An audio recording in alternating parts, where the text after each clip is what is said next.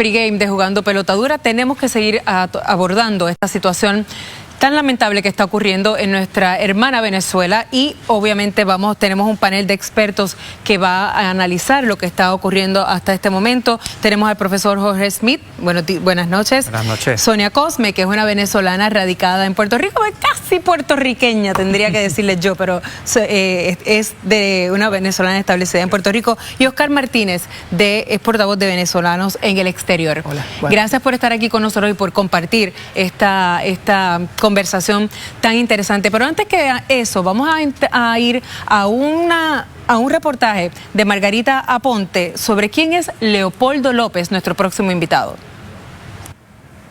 Leopoldo López, líder político y activista democrático venezolano, fue encarcelado durante 3 años y medio, supuestamente por desafiar el régimen de Nicolás Maduro. López logró ser indultado en el 2019. Un año después salió de Venezuela. Es dirigente del Partido Voluntad Popular y está exiliado en Estados Unidos. Después de las elecciones del domingo, este político aseguró en entrevista internacional que su país vive el inicio del fin de la dictadura de Nicolás Maduro, pues el fraude en las elecciones es insostenible. La gente ya no tiene miedo. Así cierra su cita. Mientras, después del proceso eleccionario en el que Maduro fue declarado presidente por el Consejo Nacional Electoral, la Fiscalía anunció una investigación, esta vez sobre un presunto plan para alterar los resultados de los comicios.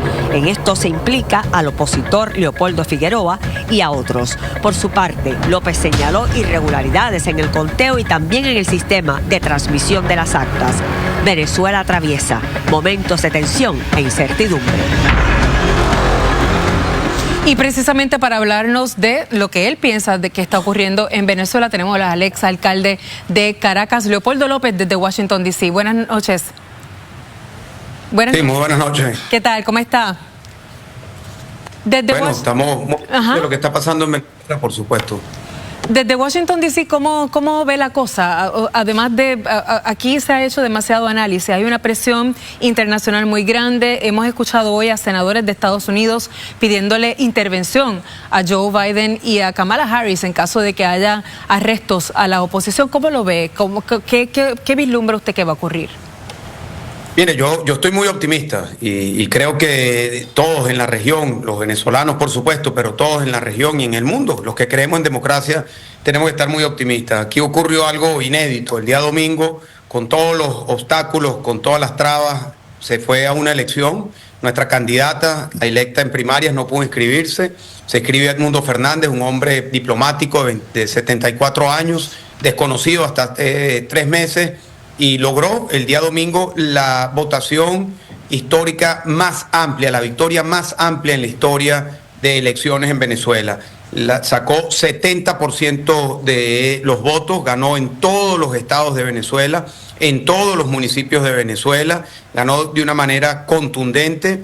Y lo que ocurrió en la noche del día domingo es algo que se esperaba, que Maduro podía hacer y lo hizo. Es que arrebató la elección, sin ningún tipo de respaldo, sin ningún tipo incluso de pudor de esconder las huellas del crimen. Maduro presenta unos datos con el presidente del Consejo Electoral, que había sido su aliado, su abogado y abogado de su esposa, lo pusieron allí para eso, y la reacción pues ha sido masiva y en toda Venezuela. Hemos visto desde la madrugada del día domingo manifestaciones en toda Venezuela, el día de ayer manifestaciones en toda Venezuela, particularmente en los lugares del país donde históricamente ganaba el chavismo, lugares de los sectores más populares, más pobres, de los pueblos más rurales. Se están dando manifestaciones pidiendo respeto a la voluntad del pueblo, respeto a los resultados. López, hemos visto también... Usted también, sin embargo, la oposición también ha sido, sin embargo, objeto de acusaciones y señalamientos por parte del gobierno. Vamos a escucharlo, vamos a verlo. El ataque habría sido realizado desde Macedonia del Norte y habría tenido la intención de manipular los datos que se estaban recibiendo en el CNE. Tenemos ubicado e identificado el principal líder de esta acción, Esther Toledo. Junto a él aparecen como involucrados al prófugo de la justicia Leopoldo López. Y obviamente está involucrada la señora María Corina Machado. ¿Cómo responde a eso, López? Bueno, es parte de lo que estamos ya acostumbrados los venezolanos, que son acusaciones absurdas. A mí me han acusado de coordinar el paso de los venezolanos por el Darién, me han acusado de venta de buques petroleros, de apagones y de cualquier otra cantidad de cosas que no tienen ningún sentido. Ahí están acusando a María Corina Machado, a Lester Toledo, a mi persona, de un supuesto hackeo desde Macedonia del Norte. Yo no he estado jamás, no tengo contacto con nadie de Macedonia del Norte, ni María Corina ni Lester los tienen. Ellos buscan desviar la atención y evidentemente el día domingo hubo un blackout en el proceso de transmisión de data, pero fue manipulado por la dictadura. Quiero dejar muy claro que se tiene respaldo de las actas de los más de 30.000 mesas, de los 16.000 centros de votación. Ya hay más del 80% de las actas que demuestran claramente qué fue lo que ocurrió el domingo, y ustedes se pueden meter en el sistema y evaluar acta por acta de lo que allí ocurrió. Pero aquí esto no es un tema de actas, no es un tema de saboteo, aquí es un tema de lo que ocurrió masivamente. La gente salió a votar y la victoria fue aplastante. La victoria de Edmundo González sobre Maduro, 70-30. Y Maduro, pues en estos momentos está haciendo lo que él mismo amenazó que iba a hacer. Él amenazó con un baño de sangre. Bueno, ya van 10 muertos por las fuerzas represivas de Maduro. Maduro amenazó con un conflicto, de una guerra civil, y está buscando enfrentar a la fuerza pública con los venezolanos. Maduro lo único que le queda es la fuerza pública. Y los venezolanos... Sí, María. ¿Sí? En el día de hoy, el líder chavista Diosdado Cabello amenazó a varios miembros de la oposición mayoritaria de Venezuela, incluyendo a María Corina Machado y a Edmundo González Urrutia, pero también lo incluyó a usted, Leopoldo López, en el grupo de personas que dijo que se iban a jorobar, para no decir la palabra que él utilizó, y más allá de eso dijo serán acusados ante las autoridades correspondientes por los más altos delitos y no habrá beneficios para ninguno. Esto obviamente es directo a los líderes de la oposición, y usted es uno de ellos y a usted está siendo mencionado ahí. Nosotros no tenemos miedo. Mira, yo fui acusado falsamente en el año 2014, hubo una orden de captura, yo tomé la decisión de entregarme, estuve 7 años preso, 4 años en la cárcel militar de Ramo Verde, luego estuve en casa por cárcel, luego en la cárcel militar de Ramo Verde nuevamente, luego casa por cárcel, escapo de casa por cárcel y estuve 1 año y medio en confinamiento en la Embajada de España en Caracas. Tuve que salir al exilio y te puedo decir que no me he arrepentido, ni yo ni los más de 500 presos de nuestro movimiento que hemos tenido. Maduro pretende utilizar el miedo, el terror, como la herramienta para inhibir un movimiento que ya va mucho más allá del liderazgo. No hay miedo en Venezuela, como han dicho los jóvenes, como han dicho la gente que está en las calles. En Venezuela, decía un cartel en estos días, hemos perdido tanto que ya perdimos el miedo. No hay miedo. Esta mañana Nicolás Maduro ordenó la captura de Freddy Superlano, quien es la persona que está liderando nuestro movimiento en Venezuela. Ayer en la noche Nicolás Maduro me amenazó a mí, a Voluntad Popular, y esta mañana le dispararon, le chocaron el vehículo y secuestraron a Freddy Superlano. Todo esto quedó registrado en video y es parte de la lista de las personas detenidas durante las últimas semanas, llegando antes de la elección. Son más de 100 personas que han sido detenidas y Maduro pues pretende imponer su ley, imponer su mandato con plomo, con fuerza, con sangre, pero los venezolanos están decididos a resistir con esperanza, con amor y con la voluntad de ser mayoría y que se ejerza y se respete esa mayoría. López, usted establece que el fin del gobierno de Maduro está cerca. Sin embargo, eso pensábamos en el 2019 cuando la elección con Juan Guaidó, que el fin de Maduro estaba cerca porque incluso gobiernos como Estados Unidos reconocieron a Guaidó como el presidente. No obstante, Maduro sigue en el Palacio de Miraflores como presidente de Venezuela. ¿Qué distinto hay en esta ocasión que no hubo en el 2019?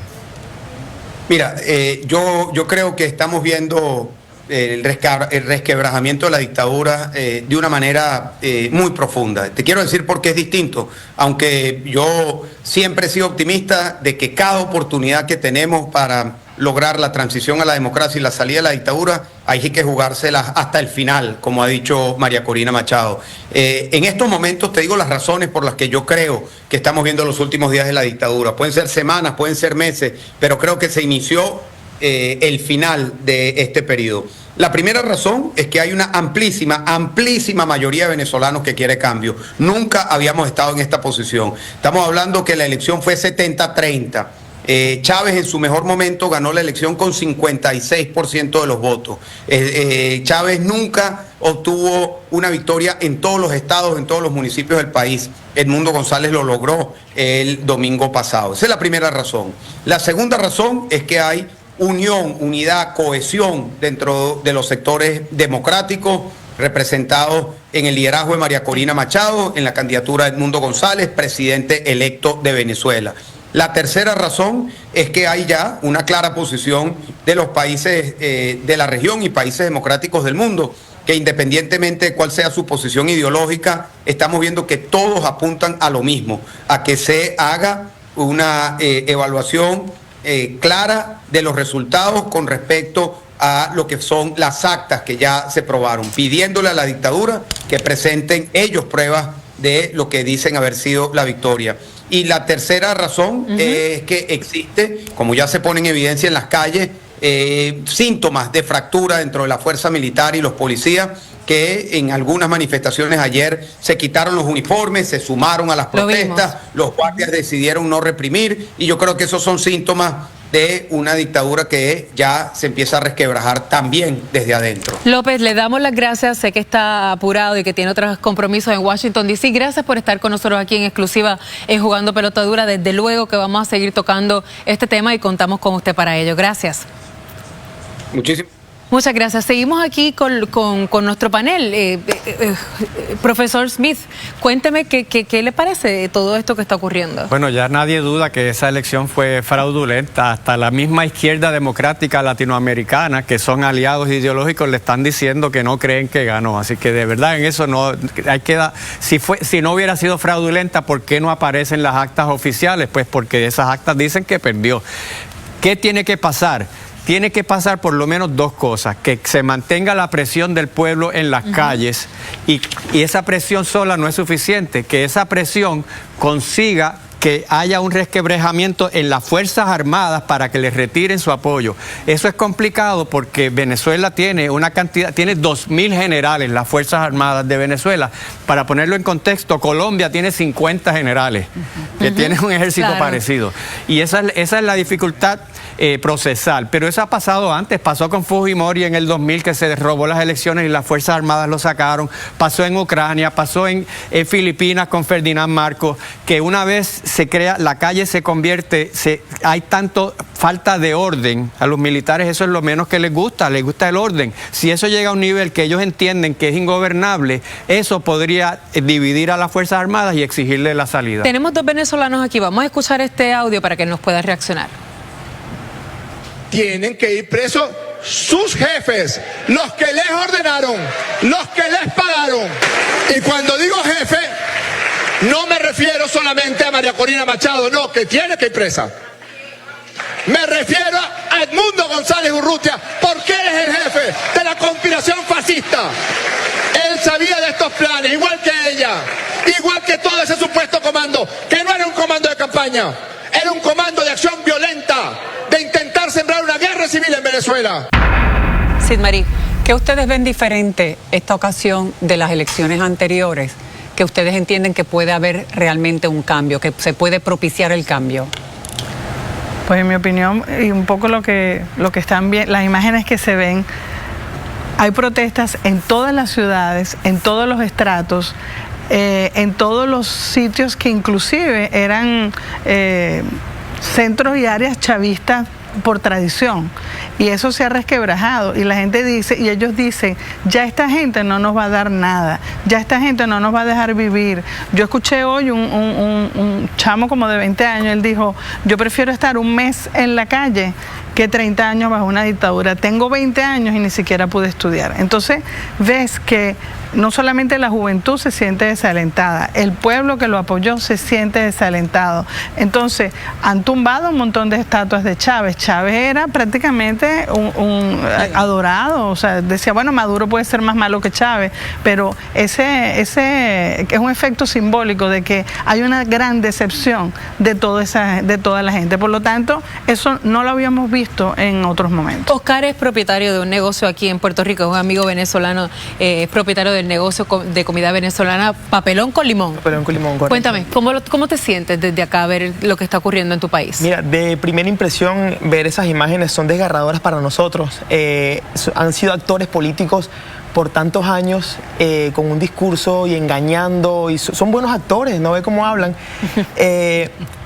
Quiero comentar algo que es muy importante, ¿verdad? Que desde acá nuestra posición quizás es difícil, pero que el pueblo venezolano sí tiene que mantenerse en la calle, pero en este momento quiero usar una analogía que escuché de un periodista de CNN en español, Fernando del Rincón, que decía que cuando tú tienes a un vecino que tú sabes que le está pegando a su niño y tú denuncias, mandas cartas de desalojo, repudias, sientes que le expresas al mundo que no estás de acuerdo, esa no es la manera correcta. Hay que entrar y sacar a la persona que está agrediendo a ese hijo, que ese hijo en este caso somos nosotros los venezolanos. Aníbal, una pregunta en el tintero antes de ir a la pausa. Profesor Smith, ¿qué posibilidad real hay de que otro país intervenga en Venezuela, entre allí a poner el orden? Vamos a responder esa pregunta rapidito después de la pausa. Vamos primero con Kimberly y regresamos. Oficiales ya las conocemos y el mundo entero las ha visto. Así que desde aquí, retamos al Consejo Nacional Electoral a que entregue las actas de una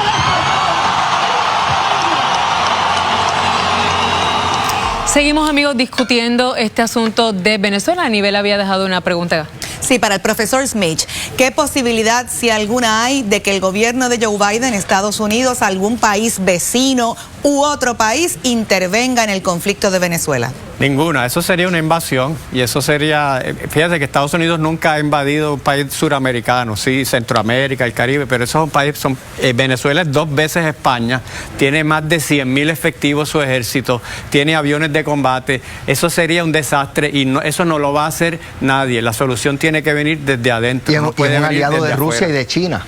Además, pero no creo que ni Rusia ni China se meterían en una guerra por Venezuela. Nadie se metería por Venezuela. No, pero eso nadie no va a poner las manos por Venezuela. No van a invadir a Venezuela. Yo sé que hay mucha gente pensando que debe haber una intervención. Lo que sí van a venir son sanciones más fuertes, sanciones contra los dirigentes, sanciones personales, congelarle fondos, ese tipo de cosas.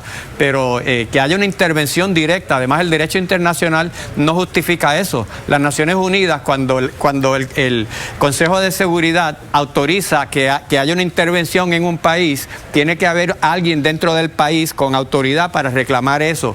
Y tiene que haber además en el Consejo de Seguridad prácticamente unanimidad entre los permanentes, y ni Rusia ni China van a permitir eso. Y parecería que ni siquiera a petición de algunos senadores que ya han comenzado a hablar en Estados Unidos, como Rick Scott, que le pidió intervención. Eso es una amenaza que puede intimidar al gobierno de Maduro, por supuesto, porque no es poca cosa, y como quiera que sea, no sería la primera vez que entraran a un país latinoamericano, pero realmente la probabilidad es cerca de 0. Vamos con Juan Mazzini, en Vamos por Partes. ¿Cómo lo ves? Bueno, Denis, buenas noches a ti, buenas noches, al panel y a los que nos están sintonizando en la televisión. La situación en Venezuela, además de estar volátil políticamente, también hay unas situaciones que hay desde el punto de vista legal. ¿Por qué? Veamos. Primero que nada está el Cártel de los Soles. ¿Qué es eso? Pues el presidente Nicolás Maduro, al igual que muchos de su gabinete y ejecutivos altos dentro de la milicia, están acusados federalmente en Estados Unidos, tanto en Nueva York como en Miami. Así que, ¿y cuál es la acusación? Es por narcotráfico y narcoterrorismo. ¿Qué significa eso? La alegación es que el presidente y estas personas estaban permitiendo que se utilizara el territorio venezolano por la FARC y también por los cárteles de Colombia para usarlo como un centro de distribución para la cocaína que iba destinada a Estados Unidos, utilizando países de Centroamérica, incluyendo Honduras. Y eso va a tener un significado ya mismo. Porque, ¿qué sucede? Hay un acuerdo de extradición, hay un tratado de extradición entre Venezuela y Estados Unidos, sin embargo, es desde el 1922.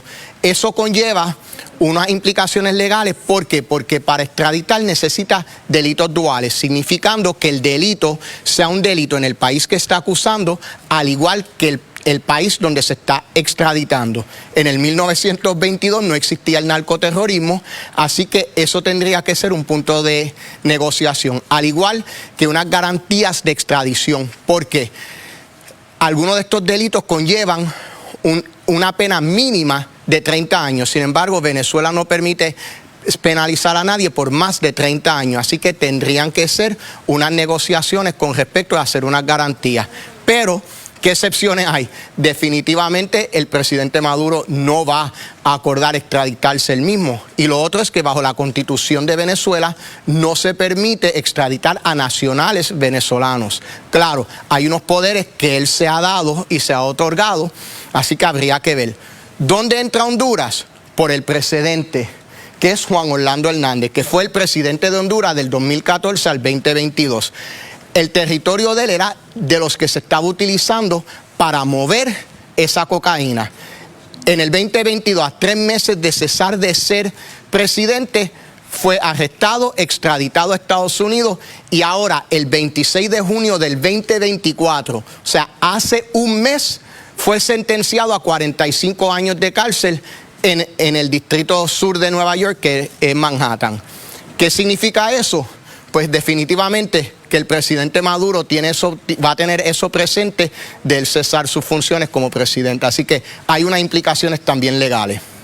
Muchas gracias, Mazzini, por estar aquí con nosotros ahí en Vamos por Parte. Y tenemos que seguir esta discusión con otros expertos también. Tenemos a Rafael Cerame vía Skype desde República Dominicana. Buenas noches, Rafael. Saludos, Denise, y a todos en los estudios. Gracias por estar aquí con nosotros en Jugando Pelota Dura. Tú eres consultor de política internacional. ¿Cómo ves esto que está ocurriendo? Y de hecho, tienes lazos bastante cercanos con Venezuela. ¿Qué te dicen? ¿Qué pasa? Es el momento de mayor vulnerabilidad de Nicolás Maduro y el régimen. La narcodictadura está en este momento contra la pared. Precisamente por eso es que están respondiendo de una manera tan violenta y han cometido un fraude electoral de una manera burda. Hace un rato pude hablar con el grupo de dirigentes políticos de la oposición que están refugiados en la Embajada de Argentina. La Embajada de Argentina les retiraron el servicio de energía eléctrica, de agua, y están por momentos siendo sitiados por efectivos del régimen. Ayer, la narcodictadura ordenó el retiro de diplomáticos de 10 misiones diplomáticas de 10 países en territorio venezolano. Una de ellas es la Argentina. Le dieron hasta el próximo jueves para que abandonen la sede diplomática de Argentina en Caracas. ¿Qué va a pasar cuando salgan esos diplomáticos y todavía estén dentro de la sede el grupo de 6 refugiados? ¿Entrará el gobierno venezolano en una embajada que no tenga personal diplomático acreditado para arrestar a esas 6 personas? Eso puede ser un incidente con unas connotaciones internacionales que puedan definir lo que esté pasando ahí. Segundo, también me notificaron que estaban siguiendo a María Corina Machado y a Edmundo González y temen por su detención en cualquier momento. A esos efectos acabo de ver un cable de la agencia EFE de noticias donde Costa Rica, el gobierno de Costa Rica le está ofreciendo asilo político tanto a María Corina como a Edmundo González. Son momentos de mucha tensión y ya la escalada de violencia ha provocado más de una decena de muertos, hay muchísimos heridos, hay muchos, como dijo Leopoldo López, dirigentes de los diferentes estados de Venezuela, de su organización política, que están siendo detenidos, básicamente secuestrados durante las pasadas horas. En la medida en que esto siga aumentando y el pueblo siga militante en las calles, la comunidad internacional pendiente puede ser el principio del fin para el narcodictador, que como bien señalaron, tiene casos pendientes, él y Diosdado Cabello, inclusive una recompensa de $15 millones emitida por la DEA. Mañana a las 3 de la tarde en Washington estará sesionando la Organización de Estados Americanos. Se están movilizando a la capital federal los principales cancilleres, los países latinoamericanos, para emitir una declaración mañana concluida esa sesión y definir qué sanciones o qué acciones se van a seguir tomando a nivel internacional. Gracias, Serame, por estar con nosotros desde República Dominicana. Gracias y seguiremos contando contigo para la discusión de este tema. Profesor, ese movimiento que él habla de la Organización de Estados, ¿verdad?, de la OEA, ¿realmente va más allá de un simbolismo? No mucho más, ya Venezuela está aislado realmente diplomáticamente en el exterior, y el tema de la embajada, recordemos que en Ecuador se metió en la embajada mexicana para sacar un ciudadano ecuatoriano y eso no creó una guerra entre México y Ecuador. Entonces hay que también tener cuidado con eso porque puede ser contraproducente, porque entonces puede crear un sentido nacionalista de que están invadiendo desde afuera, el antiimperialismo, toda esta retórica, inclusive darle una justificación para crear un estado de emergencia y entonces suspender todos los derechos civiles. Así que esa no es la solución de Venezuela, no es desde afuera, es desde adentro. Sonia, ¿tienes alguna fe? Siempre hay que tener fe, siempre tenemos esperanza. Toda la gente que está en la calle, toda la gente que está luchando, exponiendo su vida, lo está haciendo porque está desesperado y ya no tiene mucho que perder. Creo que colocaron un toque de queda a partir de hoy a las 6 de la tarde. Claro. O sea que eso también es problemático. Y eso si eso se convierte, las Fuerzas Armadas no quieren caerle a tiros a la población. Puede que haya represión y puede que haya que ya ha habido gente fallecida, pero si les toca caerle a tiros a miles de personas, hasta ahí van a llegar y eso puede ser el cambio grande que los haga pedirle a Maduro que se vaya. Muchas gracias. Gracias por estar aquí con nosotros. Seguiremos hablando de este tema que ciertamente no termina aquí y que deseamos que no termine de mala manera. Gracias por estar con nosotros. Seguimos con Kimberly.